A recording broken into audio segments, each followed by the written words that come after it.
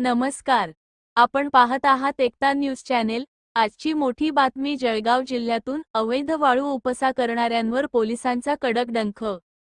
जळगाव जिल्ह्यात अवैध वाळू उपसा आणि वाहतूक करणाऱ्यांविरुद्ध पोलीस प्रशासनाने मोठी कारवाई केली आहे. पोलीस अधीक्षक श्रीकांत धिवरे यांच्या मार्गदर्शनाखाली 24 एप्रिल 2026 रोजी सुरू झालेली मोहीम 25 एप्रिललाही सुरू ठेवण्यात आली.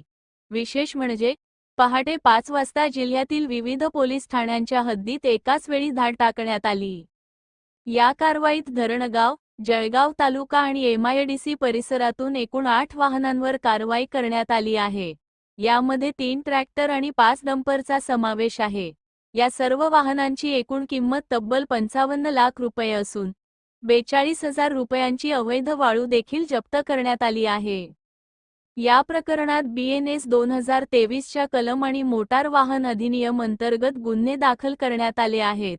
एमआयडीसी परिसरात उपविभागीय पोलीस अधिकारी नितीन गणापुरे यांनी संयुक्त कारवाई करत 3 डंपर जप्त केले.